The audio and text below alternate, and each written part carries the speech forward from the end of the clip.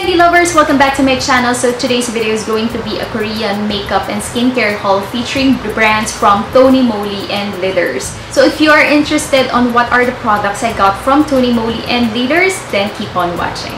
Okay, Candy lovers, yung unang papakita ko is from Tony Moly Philippines. And medyo marami-rami itong mga items na nakuha ko from their shop. Kasi yung mga kinuha ko pala, yung mga hindi ko pa nagagamit or hindi ko pa natatry.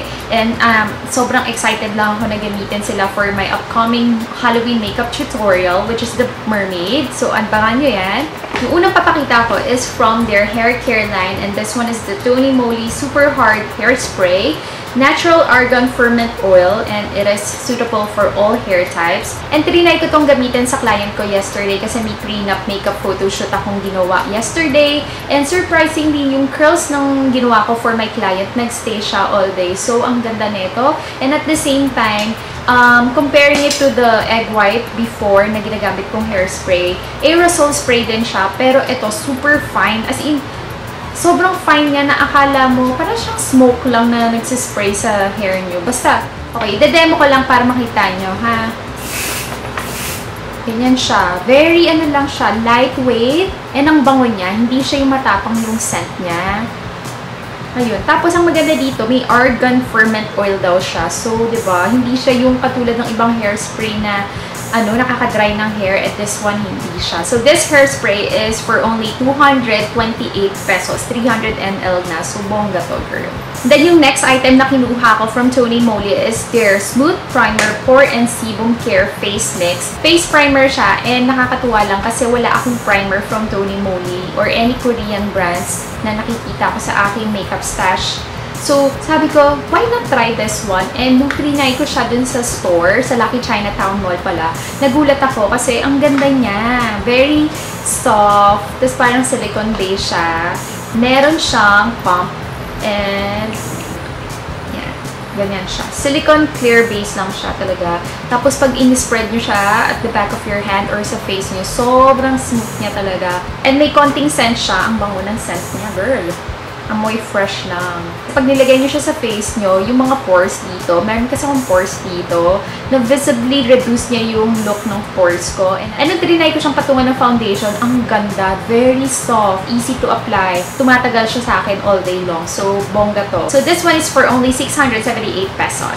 And then, for the next item, I have here the lashes from Tony Moly. Yung style na pinili ko is the number 9 Sexy Cat Smoky. So, this is what it looks like. Ito yung kinuha kong style for the lashes kasi feeling ko, ito lang yung parang pinaka mas makapal-kapal yung lashes niya. And at the same time, feeling ko talaga magiging maganda siya sa eyes. Parang magkakaroon ng parang siguro sexy cat smoky yung effect. And meron na rin siyang meron na din siya ditong eyelash adhesive sa likod. Ayan, maliit lang.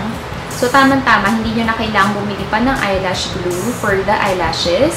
So, this lashes is for only 128 pesos. Ayan siya. And then, yung next item, ito na siguro yung pangalawa sa pinaka-favorite kong concealer from Tony Moly. Kasi yung first na favorite concealer ko is yung Timeless Carrot nila. Yung dalawa. Yung may stick and then yung may liquid type. And then, ito yung pangalawa kong magiging favorite. Kasi feeling ko talaga magiging favorite ko to. Nung trinay ko siya sa store, oh my gosh, sobrang full coverage niya, girl. And ang ganda talaga ng finish. This one is the Face Tone Creamy Tip Concealer. And this is for the dark circles daw. And I got the shade W01. Ayan, which is this one. Medyo siya, parang salmon cream yung color niya. And super full coverage nito, girl. As in, konti lang, dot lang talaga. As in, makakover na niya yung dark circles mo. Let me open it for you kasi naka-sealed pa siya. Pero super mura lang niya. 278 pesos lang siya, girl. As in, tapos konting-konti lang yung magagamit nyo. Sobrang tatagal ko sa inyo. So, siya?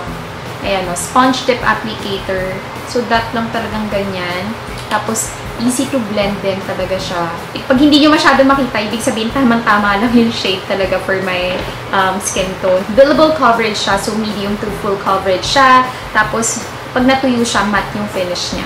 And then, yung next na kinuha ko from Tony Moly, ito yung Cheek Tone Contour Duo. And I got the shade CP02.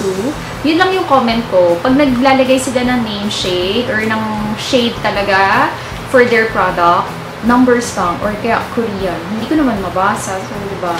Ayan. So, this is what it looks like. Dalawa na siya na pang contour. Ito bagay itong gamitin for contouring my nose and this one naman is for the cheeks. Actually, pwede mo rin siyang gamitin transition color for the eyeshadow din, diba? So, definitely magagamit ko to for my next tutorial.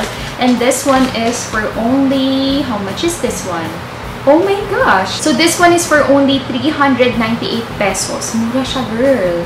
And then, yung next item from Tony Moly, kumuha ako neto ng Tony Moly Eye Tone Glitter. And this is in the shade GTO2.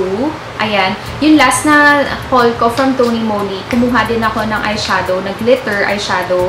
Pero I'm not so sure anong shade yung nakuha ko. Pero sana hindi sila magkaparehas. Pero feeling ko naman hindi sila magkaparehas. Kasi this one is, parang medyo, siya, champagne yung color niya. Ayan. Ang ganda nito nung sinuwatch ko to sa store. Ang ganda niya sa eyes. Talagang nagpa-pop yung glitter niya. Glitter siya, pero hindi siya yung, alam niyo yung glitter na malalaki yung glitter. Hindi ko alam kung nakikita nyo, pero ayan yun, yung kumikinang-kinang. And let me just get the other eyeshadow na kinuha ko from the last haul para check ko lang kung tama or same sila. Sana hindi. Wait lang, girl. And I'm back. So, chinek ko, hindi sila magkaparehas. Girl, yes, buti hindi sila magkaparehas. So, etong kinuha ko now is the GO2.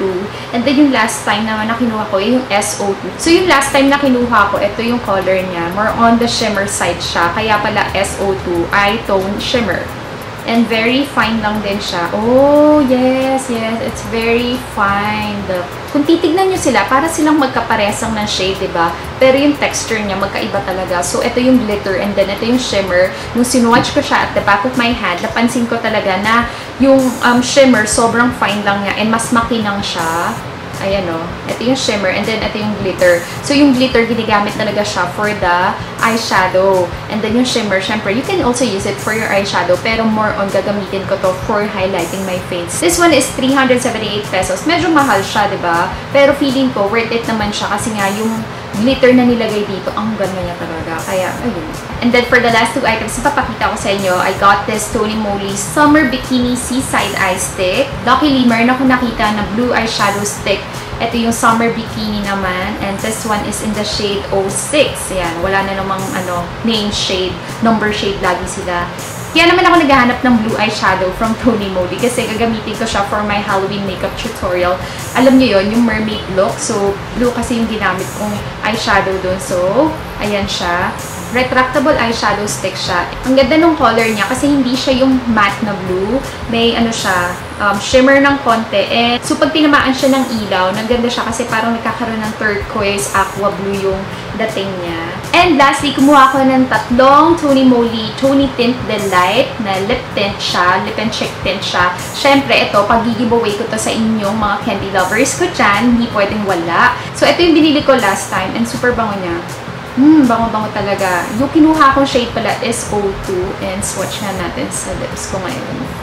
Ang ganda siya kasi hindi siya yung lip and cheek tint na mahirap i-apply sa lips and like na meron siyang applicator to apply it on your lips. Second, hindi siya yung mabilis mag-dry sa lips or yung pag nilagay mo siya sa cheeks, yung parang, ay shucks, kailangan mo na i-blend kasi nga magkakaroon ng dry patches. Hindi. So, easy to blend, easy to apply, super blendable niya. Pag nilagay nyo siya, super natural flush lang yung dating niya sa face. And yung sa lips naman, parang kinagat nyo lang yung lips nyo, written lips lang. And yes, one of the best seller to from Tony Moly, kaya bonggang-bongga. Meron siya yung O1, which is I think the red one. And this one naman yung O2. Kasi mas gusto ko yung color niya. And that's it for my Tony Moly haul. Now, let's go to my Leaders and Solutions haul, girls! Ayan! Tanan! So, marami-rami akong nakuha from Leaders as well. And hindi na bago sa inyo na sobrang favorite ko tong Leaders and Solutions face mask. Kasi gumawa ako ng 7-day face mask. Oh my gosh, girls! Sobrang ganda niya sa skin ko. As in, ibang klase yung dinulot niya sa skin ko. Basta more of that very soon. Or I'll just put the links down below kung na-update ko na siya or na-edit ko na yung video ko for that. But yeah, ito yung mga napamili ko from Leaders. Ayan, medyo madami-dami siya, girl. Ayan, diba? So, yung unang papakita is this one. Medyo kakaiba siya. Yung Angel Ring Hair Steam Pack. And mask siya para sa buhok. Hindi ko alam kung paano to gamitin kasi mask na nilalagay sa buhok. interesting, right? So, babalitaan ko yun pag ginamit ko na to, siguro sa one of my vlogs na lang. And let's see kung ano yung maidudulot niya sa hair ko. Pero, yeah. And then yung next naman, kumuha din ako na itong Aminotherapy Hand Mask. Ayan. So, usually, mask siya for the hands naman. So, parang gloves type na ilalagay nyo siya sa kamay nyo. So, meron siyang nutrition plus cuticle care, amino acid complex, ceramide 3 paraffin. So, ayan siya. Excited na rin akong gamitin to. Shining Effect Brightening Pearl Mask. And then, from their Coconut Bio Mask line, tatry ko tong with tomato naman. Kasi na-try ko na yung broccoli, na-try ko na yung blueberry and orange. Ito, hindi ko pa ito natatry. So, ayan. And then, kumuha din ako netong Biomedicuring Mask White Dressing. Yan, for whitening the face. Ganyan siya. 3 pirasong Wrinkle Cell Skin Seed Mask. Siyempre, di ba, kailangan nang i-tighten yung face ko kasi nga hindi na ako bumabata, girl. 3 pirasong Whitening Cell naman, Skin Seed Mask. Whitening and Wrinkle Improvement Function din siya. So, wala lang kasi super gusto ko kasi, you know, pumuti uli, bumalik sa dati kong color. And then, yung one of my favorite facial mask leaders, ito yung AC Dressing. Super ganda nito pag kunyari nag-breakouts ako or malapit na yung PMS ko or I'm in the PMS period, ito yung ginagamit ko and wow, ang ganda ng skin ko after. Sobrang laki nun na i-improve niya. Kunyari may bumps ako or nagsuswell yung skin ko because of acne or whatever. Sobrang pag nilagay ko to, nag-minimize yung size niya and nawawala yung swelling ng pimples ko or ng acne ko. Kaya ang ganda nito. And of course, hindi mawawala na naman ang giveaway ko for leaders kasi mahal ko kayong candy lovers. So, meron akong pamimigay na 3 facial mask from leaders. And this one is the AC Balancing Control Mask. Meron tayong Bright Control Mask and Soothing Control Mask. So, ang mangyari, candy lovers, i-combine ko na lang yung facial mask sheet tsaka yung Tony Moly Tony Tint Delight. So, 1 facial mask and 1 Tony Moly Tint for 1 winner. So, another 1. And, ayan. So, there will be a total of 3 winners for this giveaway. Be sure to follow all the mechanics, the mandatory steps dyan sa aking description box. So, check it out. And that's it, candy lovers, for my Korean makeup haul and skincare. I hope na naibigan nyo to. And if ever may mga gusto kayong gawan ko ng tutorial or ng review, just comment down below kung ano yung mga pinakita kong items na gusto yung gawin ko, i-feature or whatever. And be sure to follow me on all of my social media networks. Yan, Instagram, Facebook, Twitter, Snapchat, pero hindi ako ganun ka-active sa Snapchat. But anyway, yeah. So, thank you so much, candy lovers, for watching my video, and I hope to see you soon. Take care, God bless. Bye!